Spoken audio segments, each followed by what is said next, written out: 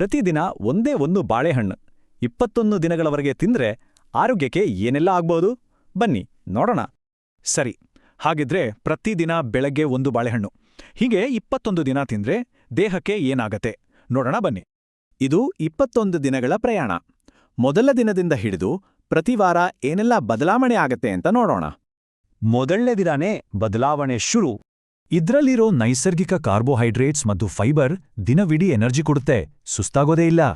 ಸರಿ, ಒಂದು ವಾರ ಕಳೆದ ಮೇಲೆ ಏನಾಗುತ್ತೆ? ಇದು ತುಂಬಾನೇ ಇಂಟ್ರೆಸ್ಟಿಂಗ್. ಜೀರ್ಣಕ್ರಿಯೆ ಸಲೀಸಾಗತ್ತೆ, ಹೊಟ್ಟೆ ಉಬ್ರ ಕೂಡ ಕಡಿಮೆ ಆಗಕ್ಕೆ ಶುರುವಾಗತ್ತಂತೆ. ಇನ್ನು 2 ವಾರಗಳಾದ್ಮೇಲೆ ಮತ್ತಷ್ಟು ಬದಲಾವಣೆಗಳು ಕಾಣಿಸುತ್ತೆ.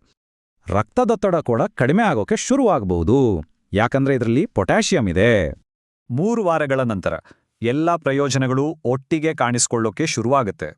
ಹೃದಯದ ಆರೋಗ್ಯ, ಬ್ಲಡ್ ಶುಗರ್ ಬ್ಯಾಲೆನ್ಸ್, ಅಷ್ಟೇ ಅಲ್ಲ ತೂಕ ಇಳಿಸೋಕ್ಕೂ ಇದು ಸಹಾಯ ಮಾಡುತ್ತೆ.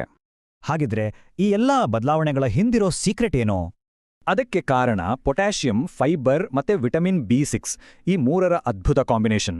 ಒಂದು ವಿಷಯ ನೆನ್ಪಿಡಿ, ಆಹಾರವೇ ಔಷಧಿಯಲ್ಲ, ಆದ್ರೆ ಅದು ಆರೋಗ್ಯಕ್ಕೆ ಒಂದು ದೊಡ್ಡ ಸಪೋರ್ಟ್.